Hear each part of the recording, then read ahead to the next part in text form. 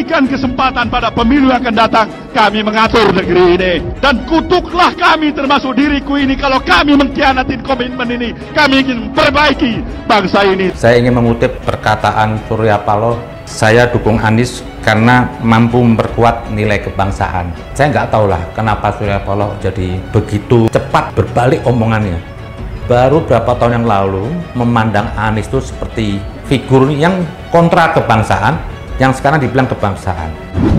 Jadi intinya mencalonkan Anies Baswedan adalah dalam spirit dan semangat memperkuat komitmen kebangsaan. Dulu Bapak pernah mengatakan daripada kalau nanti pemilu ini terjadi polarisasi, Anda mengatakan lebih baik nggak usah pemilu. Bagi saya pribadi, lebih baik tidak perlu ada pemilu.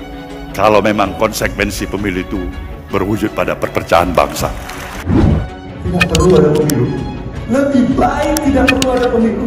Sekali lagi saya katakan lebih baik tidak ada pemilu. Kalau itu memberikan konsekuensi perpecahan bangsa. Sekarang Anda mencalonkan seorang yang menciptakan polarisasi. Yang ini hari terjadi lagi politik identitas. Karena ekses daripada sistem yang ada pada hari ini, yang tumbuh berkembang adalah aliran yang non Pancasila, yang tidak ada ikatan emosional, otak hatinya, empatinya pada komitmen kebangsaan nasionalisme Pancasila. Ada ideologi baru. Maka kaum garis keras radikalisme ada di mana-mana. Dari mulai anak PAUD sampai kepada profesor, doktor radikal. Jangan katakan itu tidak ada dalam kehidupan. Kita sudah pengalaman waktu pilkada. Bapak dulu pernah mengatakan begitu.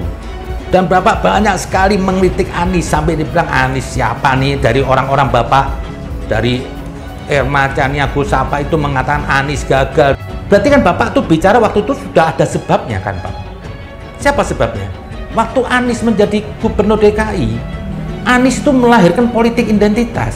Dan di Jakarta banyak yang kerjakan, tapi saya ingin garisbawahi satu hal. Kita berikhtiar untuk bisa menghadirkan keadilan sosial di tanah ini. Kita tidak ingin di tanah ini terjadi ketimpangan terus-menerus. Kita ingin jaga keadilan itu. Dan langkah-langkah yang dilakukan tidak selalu disambut dengan gegap gempita dari berbagai kekuatan yang ada di kota ini. Tapi insya Allah kita selalu mengandalkan satu-satunya andalan kita hanya Allah. Jalankan semua walaupun menghadapi tantangan yang berat, tawakal Allah. Takbir! Pemimpin yang siap untuk mensejahterakan rakyatnya, pemimpin yang siap menjaga bangsa dan negaranya, pemimpin yang jauh dari dusta dan ingkar janji, pemimpin yang jauh dari segala bentuk kebohongan dan sikap diskriminatif, pemimpin yang jauh dari sikap penjoliman terhadap rakyatnya sendiri. Anies itu melahirkan polarisasi.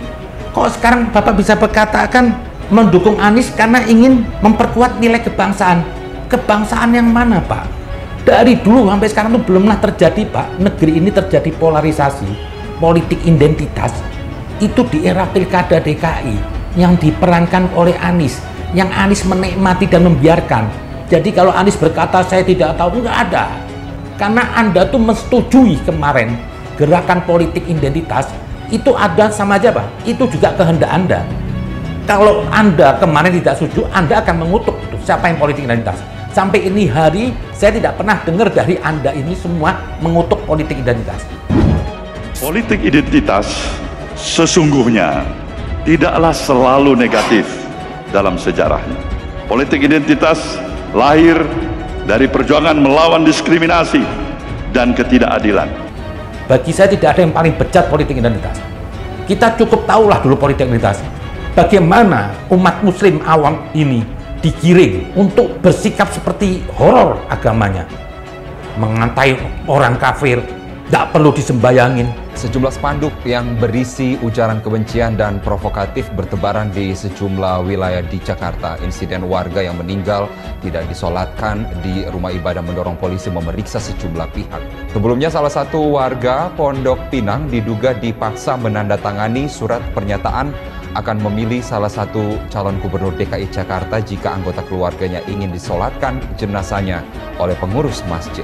Ini bukan Islam, ini kebiadaban, bukan Islam Muhammadi, tapi dikonsumsi oleh Anda, Pak Anies. Terus ada gerakan lagi, bawa-bawa golok ingin bunuh kafir. Demi Allah, kami dan keluarga kami akan mendukung Muslim sebagai gubernur kami.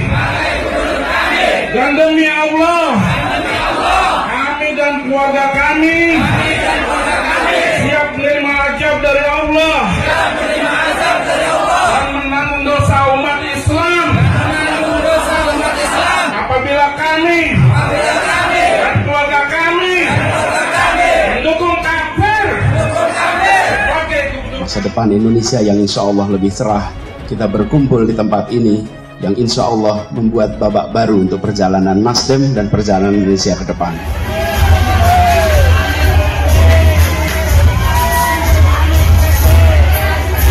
Yang saya heran, Pak Surya Paloh ini kok berbalik 180 derajat lah, saya bilang. Jadi kalau ada yang menyatakan, ini berpihak pada si Bung Anies, salah itu. Memilih Anies karena ingin memperkuat nilai kebangsaan. Di mana kebangsaannya, Pak? Tolong buktiin, Pak, kebangsaannya di mana? Gak ada, Pak.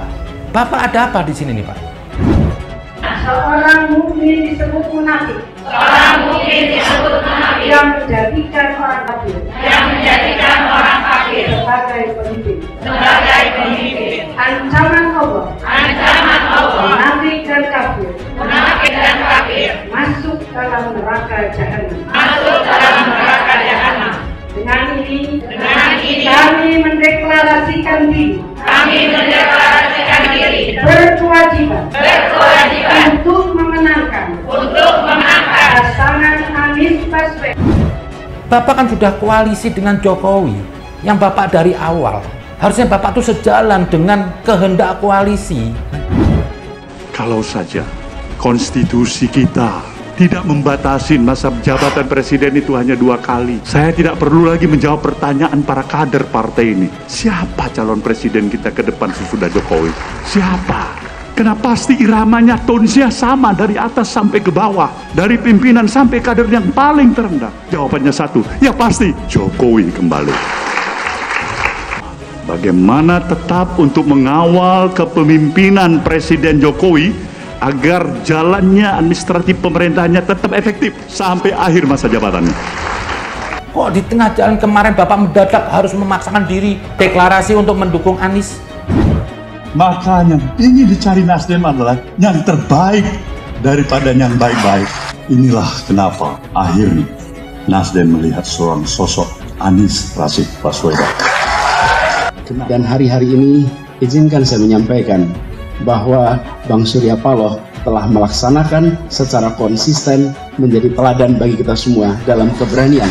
Yang itu tidak sejalan dengan kelompok nasionalis, yang tidak sejalan dengan koalisi Anda. Jangan karena kepentingan sesaat membawa negeri ini dengan ambek-ambekan atau cuma hanya mau cari bergening. Gue di partai, gue mau cari untung.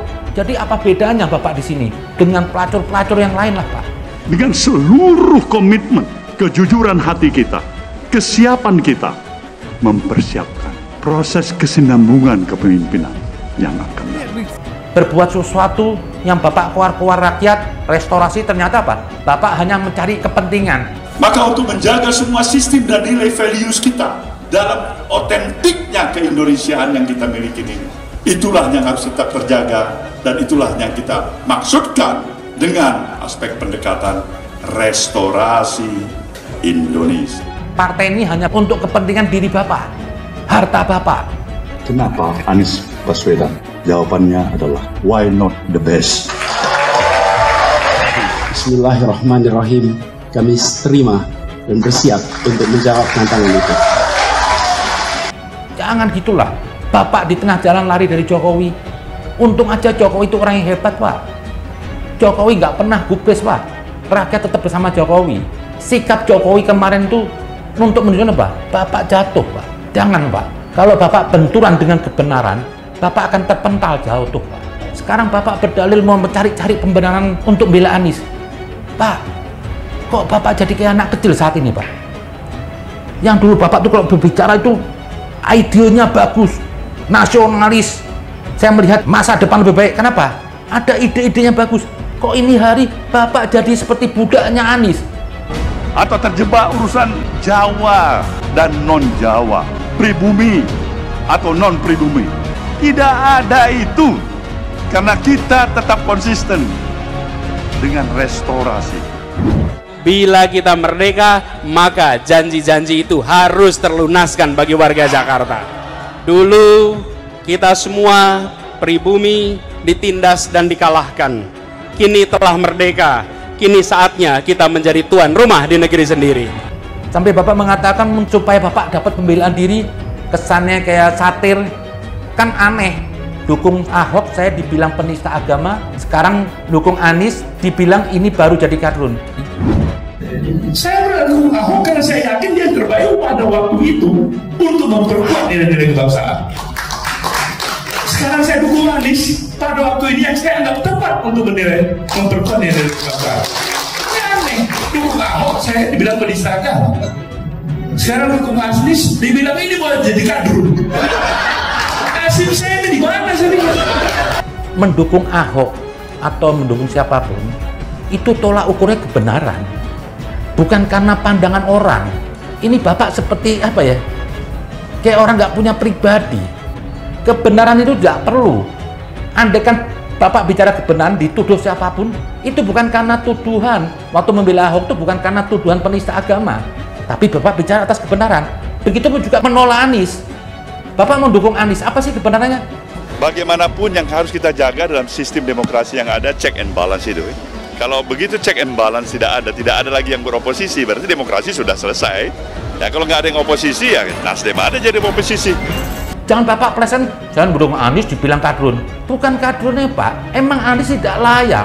Anies tidak layak disematkan dengan kebenaran sebagai seorang pemimpin. Ini Bapak jangan bersilat lidah. Bapak heran sekarang jadi kayak Anies, Pak. Bukan sekedar visi, bukan sekedar misi.